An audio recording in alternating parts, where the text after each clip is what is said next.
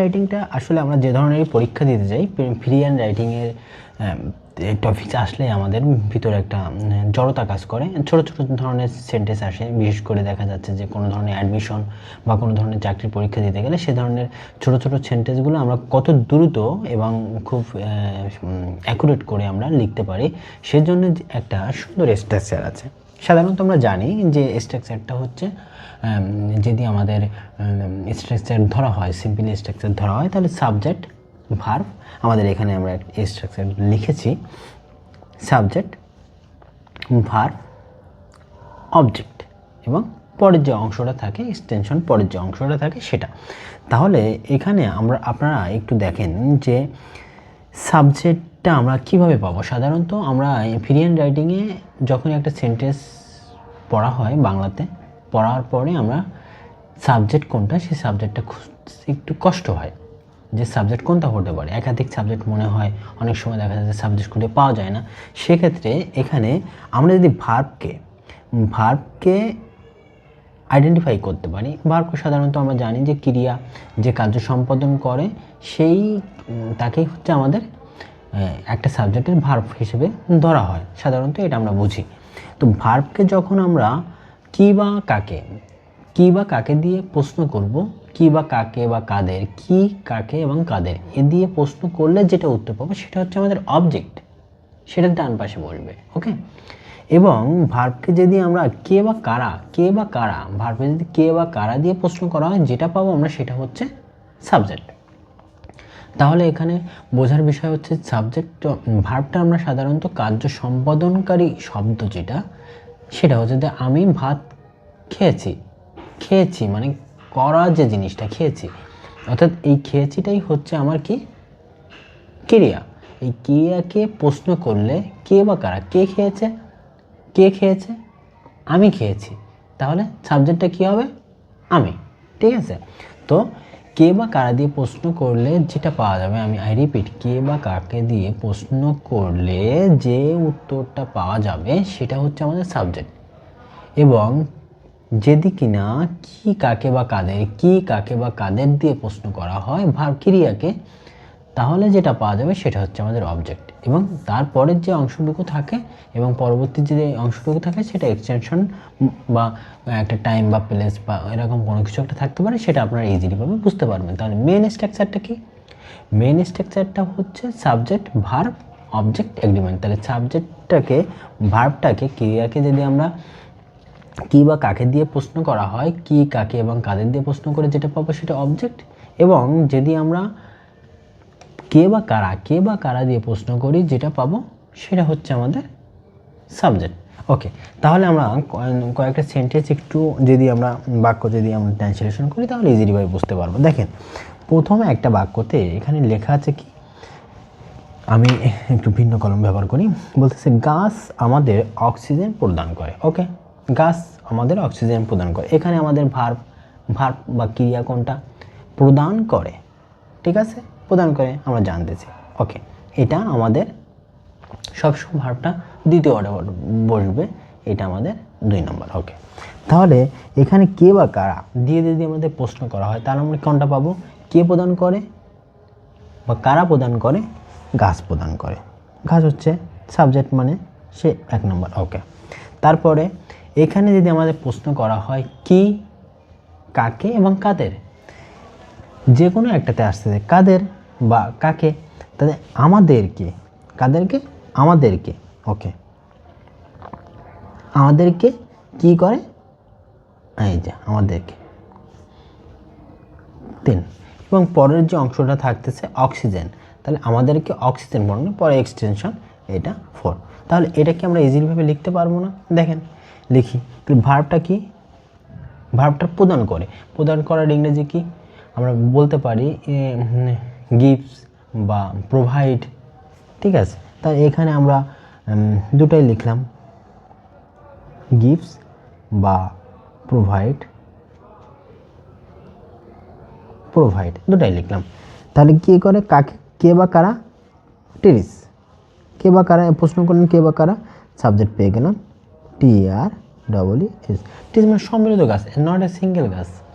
অনেকগুলো গাছ, সেজন্য আমরা ট্রিজে প্লুরাল করেছি। প্লুরাল করলে এখানে গিভসও হবে না, প্রোভাইডসও হবে না। ওকে, প্রমাণ করে। তাহলে একে আমরা এই সাবজেক্টকে যখন আবার কি বা কাকে দিয়ে প্রশ্ন করতেছি, কি বা কাকে দিয়ে যখন প্রশ্ন করা হচ্ছে, কি বা কাকে, কাকে করে? আমাদেরকে। প্রোভাইড আস কি করে? তাহলে কি করে? অক্সিজেন। পরে আসে আমাদের যে অতিরিক্ত যে অংশটা, oxygen. Provide us oxygen. Okay, so এখানে আমাদের কি হলো, সবসময় ভার্বটা আমাদের দুইতে থাকবে, সাবজেক্ট থাকবে ওয়ানে। এরপরে কি বা কাকে দিয়ে প্রশ্ন করলে যেটা হবে সেটা আমাদের অবজেক্ট। ওকে, সেটা আমাদের অবজেক্ট হলো, এবং পরের যে অংশটা থাকবে সেটা এক্সটেনশন, এটা আমাদের অক্সিজেন লিখলাম। ওকে, তারপর আরেকটা সেন্টেন্স দেখলে আমরা খুব সহজেই বুঝতে পারবো যে ফ্রি ওয়ান আরেকটা ছোটো ছোটো সেন্টেন্সগুলো খুব কত সুন্দর করে লেখা যায়। দেখেন পরের সেন্টেন্সে আমাদের বলতেছে মোবাইল ফোন কি, মোবাইল ফোন আমাদের জীবন সহজ করে। মোবাইল ফোন আমাদের জীবন সহজ করে। ওকে, গুড। মোবাইল ফোন যদি আমাদের জীবন সহজ করে, এখানে ভার্ব কোনটা? করে। ভার্ব হচ্ছে আমাদের করে। ওকে, তাহলে করের ইংরেজিটা কি? করের ইংরেজি এটা আমাদের লিখতে পারি মেক। মেক। তাহলে কে বা কারা, কারা করে, কে বা কারা। তাহলে এখানে হয়তো ব্যক্তি আসেনি, বাট আমরা বুঝতে পারতেছি মেক করে কারা। তাহলে মেন মোবাইল ফোন, এটা হচ্ছে আমাদের। তাহলে করে সব সময় 2, এটা 1, তাহলে হচ্ছে মোবাইল ফোন দিলাম আমরা।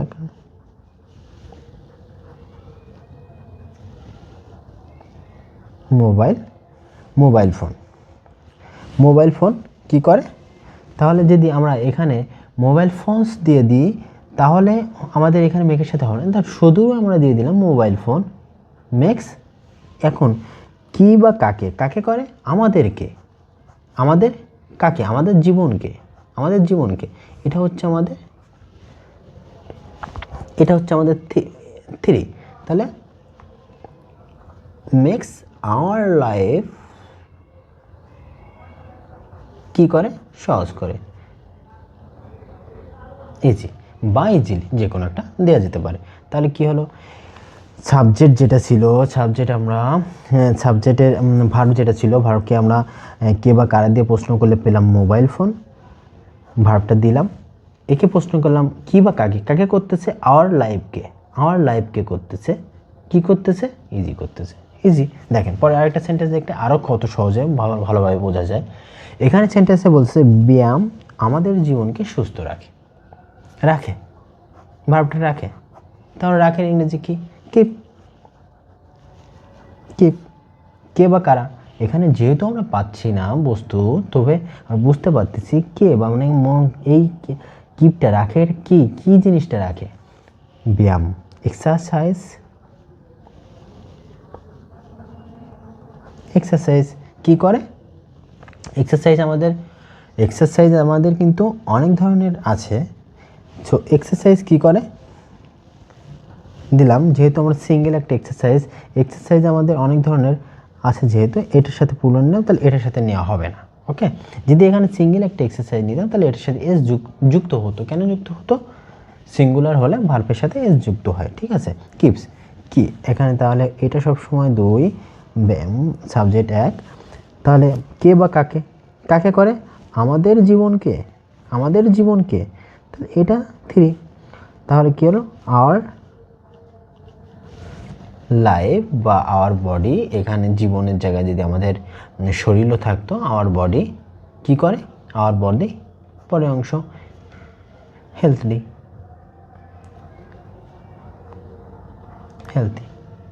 ওকে, সো এই হচ্ছে বিষয় যে আমাদের মেইন স্বাভাবিক একটা কথা বললে আমাদের, বা কথা আমাদের বাংলা একটা সেন্টেন্স যখন আমরা ইংলিশে ট্রান্সলেট করতে যাব, তখন আমাদের মেইন ফাইন্ড আউট করতে হবে সাবজেক্ট কোনটা এবং ভার্ব কোনটা। তো ভার্ব আমরা সাধারণত বুঝতে পারবো যেটা কার্য সম্পাদন করে সেটা ভার্ব।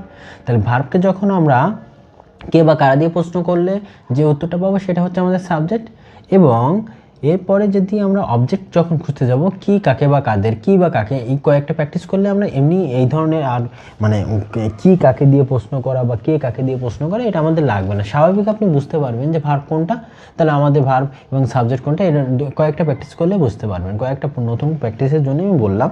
তো আপনারা যারা চ্যানেলটা সাবস্ক্রাইব করেননি, এভাবে সুন্দর সুন্দর করে আমরা চেষ্টা করব ফ্রি হ্যান্ড রাইটিং ছোট ছোট সেন্টেন্স থেকে আস্তে আস্তে অনেক বড় বড় সেন্টেন্স কীভাবে তৈরি করতে হয় এবং কিভাবে আমাদের ফ্রেজ, ক্লজ এবং জেরান এবং ইনফিনিটিভ ব্যবহার করে বড় বড় বাক্য তৈরি করা যায়, ছোট থেকে আস্তে আস্তে আমরা তৈরি করব। এবং একই সাথে আমরা তৈরি করার চেষ্টা করতেছি কীভাবে ফ্রি হ্যান্ড মানে আপনার ফ্রি হ্যান্ড রাইটিং সম্পূর্ণভাবে আপনি ফ্লুয়েন্টলি লিখতে পারবেন, তারপর আপনি স্পিকিং করতে পারবেন, রিডিং করতে পারবেন একইভাবে। তো চ্যানেলটা যারা সাবস্ক্রাইব করেননি, সাবস্ক্রাইব করে পাশে থাকবেন প্লিজ।